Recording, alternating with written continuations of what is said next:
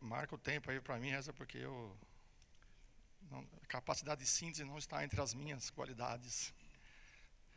Bom dia, é um prazer estar aqui, neste Combrace, compartilhando essa mesa com colegas que têm uma produção tão significativa, expressiva, colegas a quem eu respeito e admiro. Eu tomei a liberdade de dar um subtítulo para a minha interpretação da ementa, não é? As educações físicas, com físicas entre parênteses, e a educação física, educação entre parênteses, sem educação. É um exercício de perquirição. Eu vou começar com um poema do Manuel de Barros, porque como os poetas têm uma liberdade de usar as palavras de um modo muito mais criativo que nós acadêmicos, e eu achei esse trecho de um poema chamado Escova belíssimo, não é? Vocês já podem ir lendo aí. E me chamou a atenção que ele diz assim: uma palavra possui no seu corpo muitas oralidades remontadas e muitas significâncias remontadas. E eu queria então escovar as palavras para escutar o primeiro esgar de cada uma. Eu fui procurar no dicionário o que quer dizer esgar, né? Eu nunca tinha visto essa palavra. Entre origem duvidosa, do francês, destaco dois significados: ser transportado para o lugar de origem, reportar-se, ou hipótese difícil de explicar do ponto de vista semântico. Para escutar os primeiros esgar, os primeiros sons, né? Os primeiros sons das palavras, ainda que bígrafos. Aí eu fui procurar no dicionário o que é bígrafo, e essa não é uma palavra dicionarizada. Por favor. Então, veja bem. Pensei, a educação física, mais do que expressar uma dicotomia ou uma ambiguidade, ela é uma expressão bígrafa. Não é novidade aqui para ninguém, né? Não querendo ensinar, como se diz no ditado popular, ensinar o Padre Nosso ao vigário, né? Mas sabemos que educação vem do latim, educatio, educatonis, ação de criar, de nutrir cultura, né? Então, educação é inexoravelmente ligado à noção de cultura, e física vem do latim physicus, né? Física, naturalista, e do grego physikos, physique, physicon, relativa à natureza ao seu estudo, né? De physis, natureza. Então, a palavra, a expressão educação física, né, a educação adjetivada pela física, que é a nossa área, né, o nosso campo, ela já encerra em si uma ambiguidade que percorre todo o nosso pensamento, toda a nossa prática, e que está na ementa, não é? E que está na ementa. Dicotomia é uma coisa muito ruim, não é? Tenho a impressão que já escrevi isso já há muitos anos atrás. A gente pensarmos em termos de dicotomias não dá mais, já é uma possibilidade esgotada, penso eu. Ambiguidade é menos ruim, né? Ambiguidade, o bígrafo, como diz o Manuel de Barros, né? É menos ruim. Já disse Merleau-Ponty, o humano ocupa um lugar indecidível entre a natureza e a cultura. Bom, então, se somos ambíguos, vamos em frente, né? Vamos tocar em frente. Somos ambíguos, tá bom, vamos para frente. Então, feita essa introdução... desculpa, pode voltar lá. Eu, na verdade, usei só alguns slides para ilustrar, né? Eu vou mais ler aqui. Voltando ao meu subtítulo, né? Um exercício...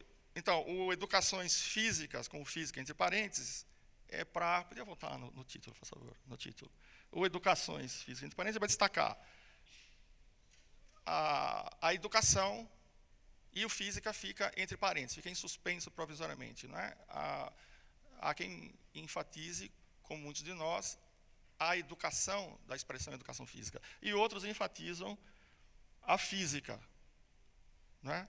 E deixam em suspenso a educação, a tal ponto que temos hoje, me parece, no cenário, uma educação física sem educação, e isso tem, inclusive, uma intenção irônica.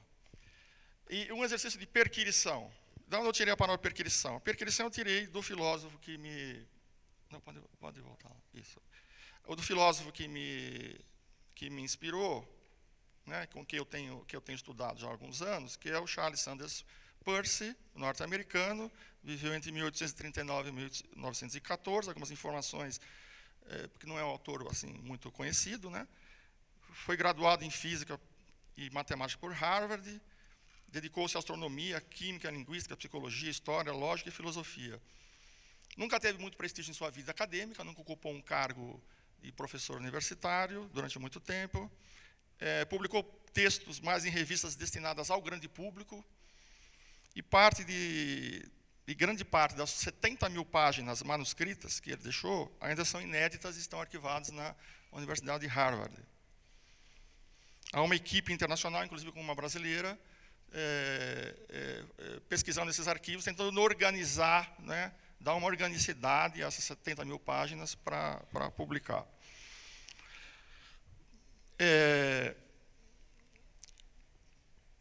Perquirição ou inquirição é o termo que o Peirce usa em inglês, né, inquiry. Quando a gente normalmente usa, inclusive os tradutores usaram a palavra investigação, né, em inglês, investigation. Mas nos originais do Peirce, ele não usa a palavra investigation, ele usa inquiry. Em português, procurando lá no Roais, vem do latim. O seu sentido é buscar com cuidado, procurar por toda parte, né? Do latim perquiro. Sentidos dicionarizados: efetuar investigação escrupulosa, inquirir de maneira minuciosa, esquadrinhar, indagar, auscultar, devassar, esgaravatar, esquadrinhar, examinar, indagar, prescrutar. Então, diferentemente de investigação, que já tem o método, né, tradicional, especialmente do positivismo, né, onde já há pressupostos e encaminhamentos, né, onde já há hipóteses formuladas que se procuram comprovar, não é? Um pouco a crítica que a Mary fez aqui, a questão do método.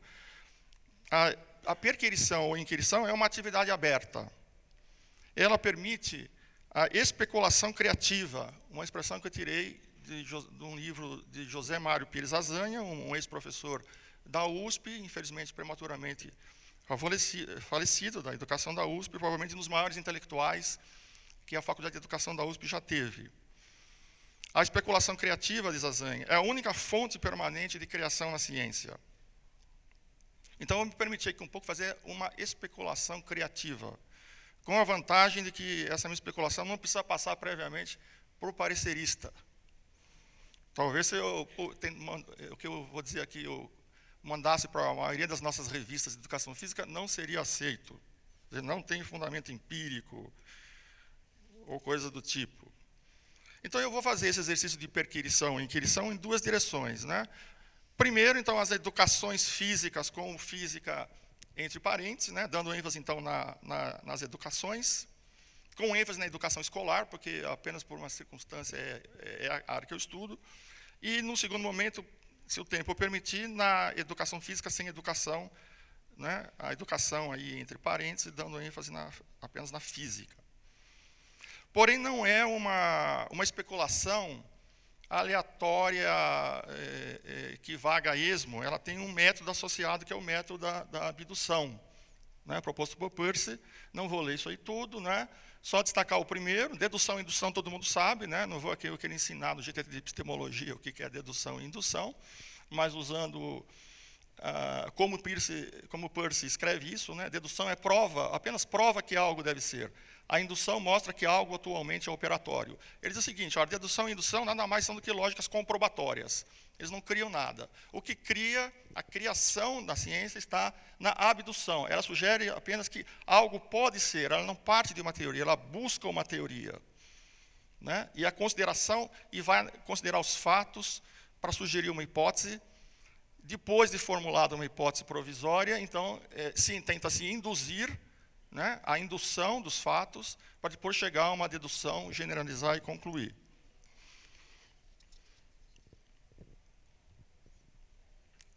Por isso o método científico, o Peirce, ele é abdutivo e indutivo. É o único modo de raciocínio que permite a criação e a renovação da ciência.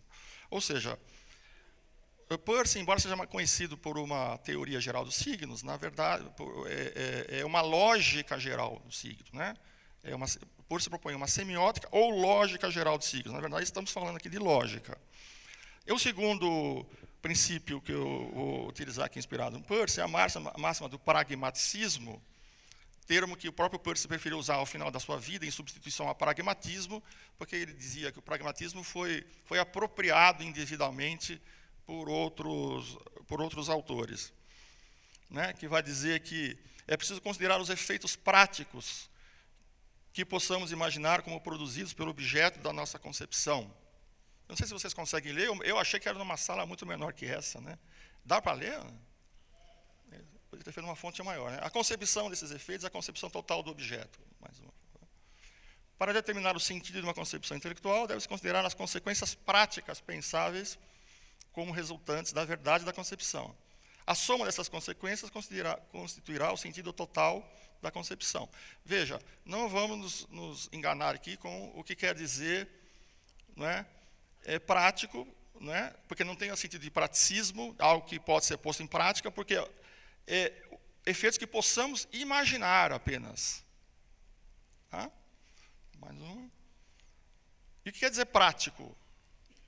Apto a afetar a conduta. O que quer dizer? Conduta, ação voluntária que é autocontrolada, ou seja, controlada por deliberação adequada. Então, o método abdutivo e indutivo e a máxima do pragmatismo é que vão um pouco permear as considerações que eu vou fazer agora, né, tentando inquirir, né, na realidade, no cenário, nos fatos, né,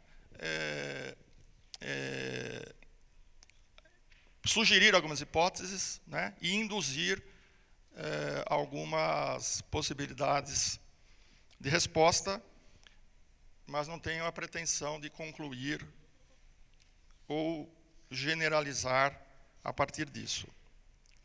Vamos para o tema da mesa. Né? O tema da mesa ele reflete algo que os alunos do primeiro ano do curso lá de Educação Física da UNET já percebem que é uma oposição ou uma tensão mal resolvida, para usar a expressão da ementa, entre teoria e prática. Ora, uma teoria, né, isso também não é novidade nenhuma para vocês, né, uma teoria, ela busca a abstração e a generalização, necessariamente. Melhor é uma teoria, né, em qualquer disciplina científica, quanto mais abrangente ela é, quanto mais fenômenos ela consegue explicar. Portanto, quanto mais abstrata e genérica ela for. Agora, é preciso aplicar a teoria, não é? A teoria para ser aplicada, né, entre aspas, uma teoria tem que gerar uma tecnologia. Eu vou aqui recorrer ao Zé Mário Pires Azanha, novamente, não é, que é um autor que eu gosto muito, um livro de 1992, em que ele diz o seguinte, sobre as pesquisas educacionais. Todo mundo sabe, né? Todo mundo sabe. Agora, abre aspas. Há uma imensa discrepância entre o volume do esforço da pesquisa educacional e suas minguadas repercussões práticas. Já faz 21 anos que ele escreveu isso, né? Outros já tinham escrito antes. Continuamos com a mesma questão. E aí isso gera um problema, né? A expectativa de que, então, é possível fazer alguma coisa para que a pesquisa educacional tenha repercussões práticas, gera um problema, diz Azanha. Porque enfatizar a pesquisa educacional na direção daquilo que se supõe sejam problemas práticos acaba gerando a rarefação dos significativos esforços teóricos que efetivamente possam tornar interessante a pesquisa empírica. Paradoxalmente, parece que o efeito do praticismo é a penúria de resultados práticos. Então, ele tem um capítulo onde ele faz exatamente a crítica ao que ele chama o praticismo na pesquisa educacional. A exacerbação da preocupação prática acaba por esterilizar a especulação criativa. Né? A esse trecho que eu tirei o que eu falei no começo. A especulação criativa, a matriz e única fonte permanente do poema da ciência. O que está por trás do praxismo, diz Azanha, é a ideia de que uma das vocações da investigação educacional é criar as bases científicas de uma ampla tecnologia educacional. Ele não se coloca contra isso, mas adverte. Mas, na maior parte das vezes, se restringiu a uma tecnologia do ensino. O que deveria ser uma ampla tecnologia educacional se restringe a uma tecnologia de ensino. Qual é o pressuposto básico dessas ideias? É que o valor da ciência está na sua capacidade de ser uma matriz geradora de tecnologia. Ele identifica a origem histórica, filosófica disso em Francis Bacon, né, um sujeito da nobreza inglês, né, político, filósofo, ensaísta, final do século XVI, início do século XVII, que lançou as bases da ciência moderna, conhecida a obra Novum Organum, né, onde o que percorre toda esta obra do Bacon, diz o Azanha, é que a meta da suprema da ciência seria dar ao homem o domínio da natureza. A ciência dotaria o homem de um novo poder, dotaria a vida de novos inventos e recursos. E aí mostra o Azanha como, logo a seguir, Comênios, no seu conhecido Didática Magna, realiza a transposição das ideias mestras de Bacon sobre a ciência para o campo da educação. Né? Não é o caso de ficar falando de ficar aqui a gente detalhando isso, mas ele demonstra como toda a estrutura e as principais ideias de Bacon se transferem para a pedagogia por meio de Comênios. Bom, prosseguindo com Azanha, se a teoria propõe abstração e generalização, isso também tem já era um problema. E aí Azanha vai fazer a crítica ao que ele chama de abstracionismo pedagógico. Ele diz assim: a ideia de que os fatos humanos, individuais ou sociais, são sempre o resultado de determinações históricas é uma ideia central nas ciências humanas, mas que teve sua compreensão banalizada. Em que sentido? Bom, se as sociedades são regidas por leis históricas, já conhecidas, então explicar um fato seria situá-lo pontualmente no momento em que ele corresponde no processo histórico. Isso é que gera o abstracionismo pedagógico, que ele define assim: a veleidade de descrever, explicar ou compreender situações educacionais reais, desconsiderando as determinações específicas de sua concretude, para ter-se apenas a princípios ou leis gerais, que, na sua abrangência abstrata, seriam aparentemente suficientes para dar conta das situações focalizadas. E ele não está falando aqui de abstração como essa operação intelectual inevitável de todo o esforço teórico, né, mas sim da deformação, e aqui ele cita Lucas, né, conhecido autor, a deformação que se manifesta no método do princípio abstrato que despreza a riqueza do real, isto é, a sua contraditoriedade e multiplicidade de significados, para levar em conta apenas aqueles fatos que estão de acordo com o princípio abstrato.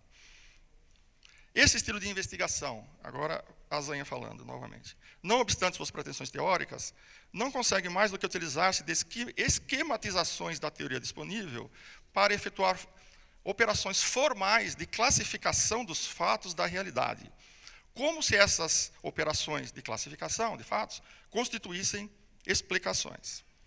Não é?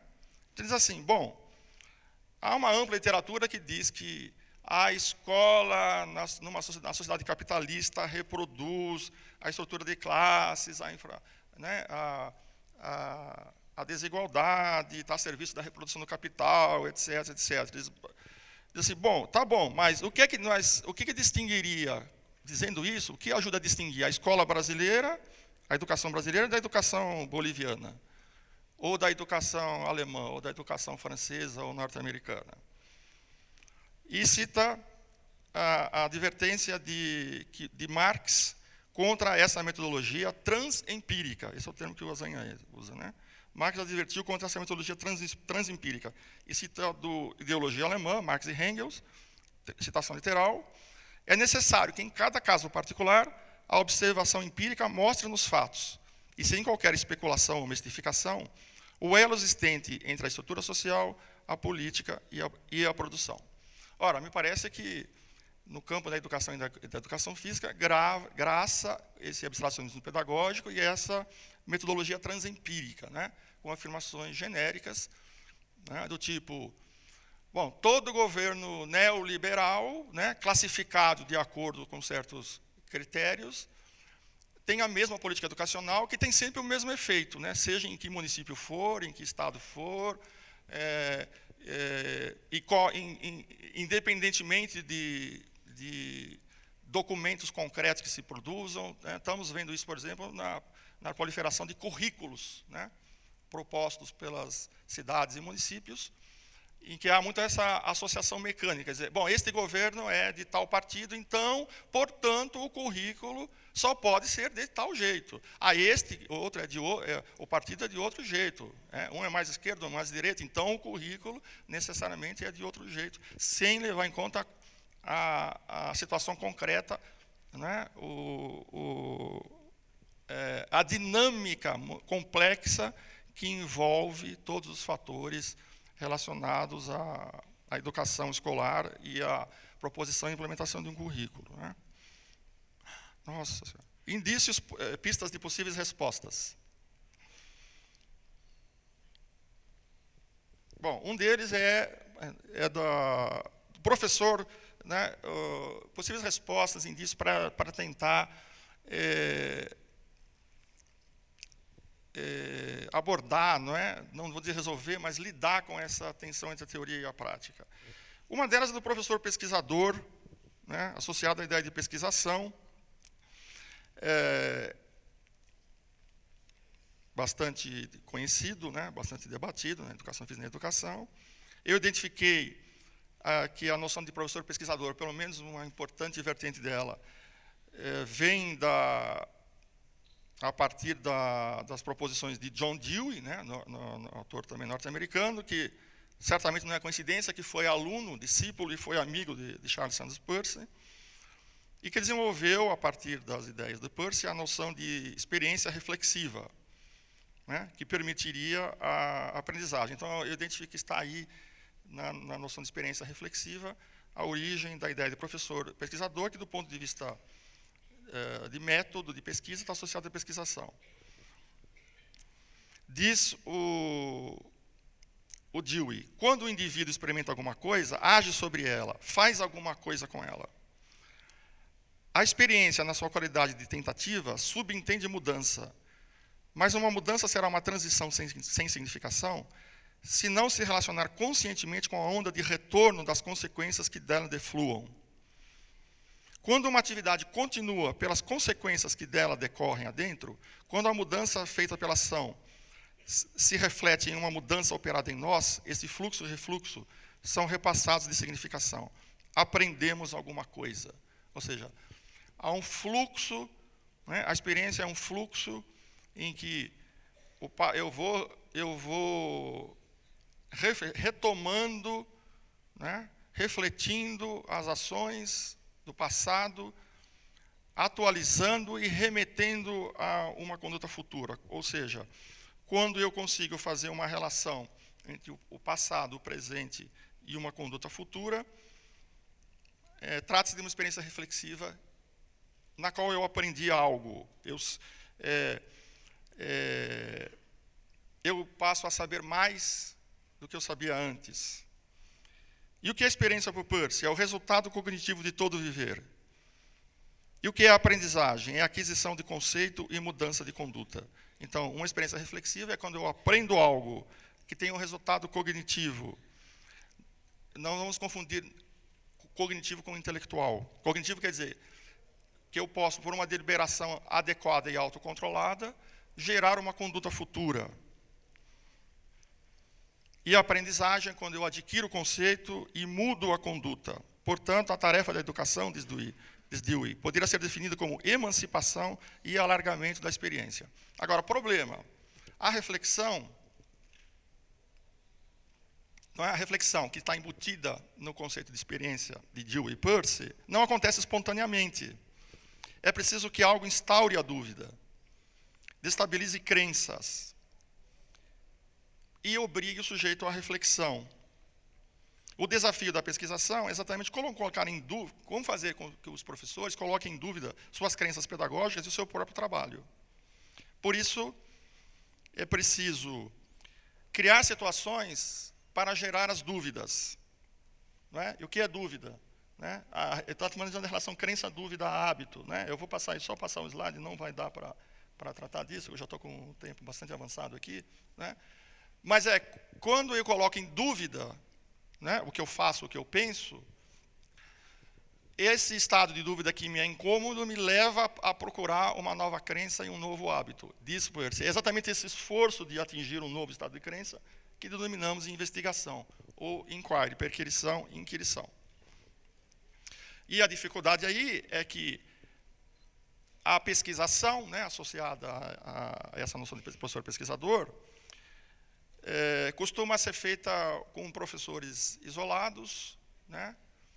É muito difícil colocar em prática uma pesquisação com o coletivo de uma escola, por exemplo, como preconiza a legislação, a literatura. Muita gente acha que, se não for o coletivo da escola, não é pesquisação, né? Mas temos professores que investigam a sua própria prática, né? Que é uma questão a ser resolvida. É preciso o outro, né? É preciso o outro. Então, o pesquisador, ou os pares, né, pode ser a referência para instaurar a dúvida, né? A dúvida ela precisa do outro, né? Que pode ser um acontecimento, uma situação, pode ser o aluno, pode ser o outro colega, pode ser o pesquisador acadêmico. Uma pesquisação feita nessa perspectiva semiótica da relação entre crença, dúvida e hábito, né, é uma pesquisa empírica que tentou mostrar, então, bom, como acontece numa situação concreta, numa escola que se propõe, em que se propõe mudar a prática pedagógica, como se processa a relação entre crença, dúvida e hábito entre os professores, né? É o trabalho da Eliane Gomes da Silva, pesquisação em perspectiva semiótica, que eu vou apresentar amanhã. Tatiana, depois você fala para a Eliane que eu já fiz a propaganda para ela, tá? Para comprovar. A segunda opção, então, ou que eu estou indicando, assim, que eu identifico no horizonte, né, uma coisa mais recente na literatura, criada por um suíço que mora nos Estados Unidos, chamado Etienne Wenger, né, que criou essa noção de comunidades de prática, né, em que ele define assim, um grupo de pessoas que compartilham uma preocupação ou desejo por algo que fazem, e aprendem a fazê-lo melhor mediante interação regular. Então, parte do pressuposto de que a aprendizagem tem uma natureza social, né? Aprendemos coletivamente, é melhor, aprendemos uns com os outros, né? Agora, é uma comunidade de prática, né? De prática. Talvez, então, a questão da prática tenha que ser resolvida, da teoria da prática, tem que ser resolvida na prática. O sentido da prática, nessa perspectiva, remete aos recursos produzidos pelas interações dos membros e que afetam as suas próprias práticas, seja elas individual ou coletiva. Então, são comunidades de prática pedagógica, por exemplo, que podem ser professores de diversas escolas diferentes, de diversos sistemas diferentes. Por exemplo, este IGTT não é uma comunidade de prática, mas seria uma comunidade de prática se o interesse fosse como eu ensino para os meus alunos de graduação, epistemologia, filosofia, etc. Ou seja, a prática pedagógica de pesquisadores que estudam epistemologia, filosofia da ciência, etc. Problema nos dois casos, da pesquisação, professor reflexivo e comunidade de prática. A reflexão não pode se dar no vácuo. Ela corre o risco de virar um círculo vicioso, sem ponto de referência. Quer dizer, a prática pedagógica é um fim em si mesmo. Ou o saber docente é uma variação, né, nesse contexto, vira um fim em si mesmo. É preciso haver uma referência. Eu entendo que essa referência tem que ser a qualidade da aprendizagem do aluno. A qualidade da aprendizagem do aluno é que vai ser a ideia reguladora de qualquer opção aí, seja comunidade de prática ou seja pesquisação. E agora entrando um pouco eu vou pular isso daqui, porque não vai dar tempo. Eu vou passar um pouquinho para a educação física escolar, né, para fazer a seguinte consideração. Nós temos diversas proposições, né, que eu chamo de proposições teórico-metodológicas, todo mundo conhece, que não são teorias. não são teorias. Quer dizer, a proposição crítica superadora, construtivista, etc., elas não são teorias. E elas também não são currículos. Portanto, elas não dão conta de responder as questões que nós aqui colocamos. E também, após ler muito, porque eu ministro uma disciplina na graduação que trata disso, pode ir passando até finalizar, lendo ali o livro do Kunz, do coletivo de autores, do Josimar e tal, do João Batista Freire, pode passar, eu cheguei à conclusão que eles não são tão diferentes assim quando você pensa, quando você pensa na aula, no que se propõe como o que deve acontecer na aula. Embora haja uma grande diferença nos seus fundamentos filosóficos, à medida que você vai descendo naquela figura, quando chega, mas como que é a aula? O que é que faz ali na aula? O que é que propõe para o aluno? O que é que propõe em termos do que se espera que o aluno aprenda? As diferenças diminuem. Não estou dizendo que são iguais, mas as diferenças diminuem. Ou seja, nos termos do pragmatismo persiano, os efeitos práticos que se espera como decorrentes de uma concepção intelectual não parecem ser tão diferentes assim.